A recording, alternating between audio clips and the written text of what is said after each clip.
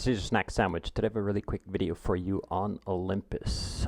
Olympus convertible deposits. Okay, so there is a lot to do with Olympus now. There's a lot to learn. If you go to the docs, you can read. There's a lot of options and things like that. And today I'm only going to be talking about these convertible deposits.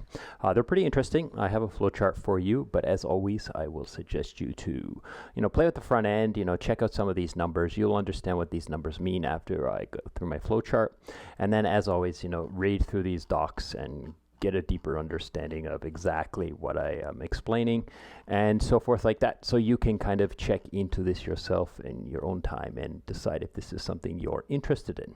So let's swing over to the flowchart. Okay, so here we are on the flowchart. We have dollar bill. He has right now he has some USDS, so Sky ecosystem stablecoin, right? There will be other tokens supported in the future, but for right now, there's only this like single possibility of using USDS. Okay, so what is he doing? So this guy, he's looking at the ohm price, and he's thinking in the near future the ohm price could go up. So he's thinking about making a bet. So perhaps he actually wants to market buy the ohm token, but instead he has this convertible deposit option that he can assess whether or not it's a viable thing to do right now. Okay. So what does he do? Is he goes to these convertible deposits and he deposits his SUS. I'm just going to go USDS into this convertible deposit. So he has to set some settings. He has to make some decisions. So first, of course, he has to decide how much money he wants to put in there, right? And then he has to decide an expiration date. So right now, the expiration dates are 1, 2, 3 months, but maybe those can be increased or decreased or different for different assets in the future. But currently, right now, you can choose 1, 2, 3 months.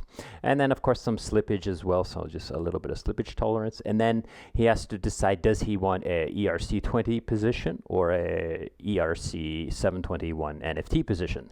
And it's for different kinds of possibilities in the future. Okay, so perhaps he wants to sell this position in a couple days to someone else, so maybe he wants an NFT, or maybe there's some sort of deposit or collateral factor somewhere, so he wants an ERC20. So all of those things he are already enabled in the contracts, so he can decide which one he wants. But for him right now, for the current situation of this product, it doesn't really matter which one he chooses. Probably ERC20. It might be a little bit cheaper to mint on mainnet. So how many ohm can he get for his USDS? It is based on a floor price that continually goes up. It's kind of like an auction.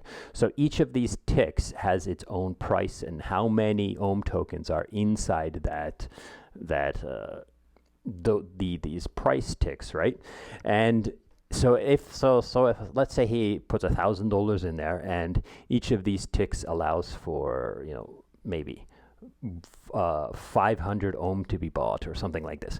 So then he will, maybe some of his ohm will be purchased at $20 and some of his ohm will be purchased at $25, regardless of the current price, right? The current price could be $20 or $19 or $15 or what have you in the market, but they're selling them for these like strike prices. So at the time of it basically calculates how many ohm to put into his NFT or into his position, so he's buying them at those prices. So if he's buying and he's getting some at $20 and some at $25, what he wants is ohm's price in his time phrase, in his expiration time here, to be higher than these numbers, and then he can get some profit and sell it, or maybe he wants to deposit ohm and use it to borrow, or any of the other features that ohm has. But for the most part, it's like maybe speculation. He thinks the price will be higher than these prices in the future. Now, if people don't buy, let's say the tick is currently at 30 and people are not buying, then time will decay the price back down to its floor. Now this floor is kind of set based on demand and so forth like that. So it will not go down to like $1, and they won't be selling ohm for $1. But there's a hard floor on the decay. But the growth is based on demand, and then lack of demand will decrease this option to buy these perhaps at a discount. If you look at the current price right now, it's like $23. If it's currently, you can buy it for 20 and you're going to get $20, it might not be worth it. So you kind of have to look at the current price and look at these make sure these are a discount to the current price and so forth. Okay, moving on. So he will get his position. So I'm in here. I've got it displayed as an NFT, but like I said, it could be ERC20 or a ERC721. So he's got his position. This thing's calculated how much ohm he's going to get.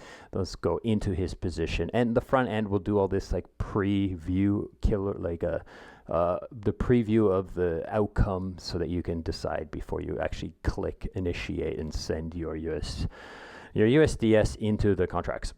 Now you have these NFT or this position. You have some options. The first option is you can convert it to ohm anytime before the expiration date. So if you have chosen 3 months, for example, then within that 3 months, anytime you can say, hey, I want to convert my NFT. So burn my NFT, or burn commit to it and take some of the ohm out of that NFT. Now it does say you can do partials, so you don't have to take it all. You can be like, oh, I want half now, and then I'm going to sell it and make some money or recoup some of my initial amount, or I can fully do it if it, like, say it moves to $60, I just take it all and sell it, right? Or what have you, right? So before it expires, you can partially or fully redeem for the ohm that's inside this contract or inside this position. Okay, the option number 2 is you can early reclaim your USDS. So let's say something happens, you need the money now, I need it. You can say, oh, I want back my USDS, and you can claim that before it's expired. Now there will be a protocol fee. The docs don't actually say the protocol fee, so maybe you have to dig around a little bit and find out how much that will cost you.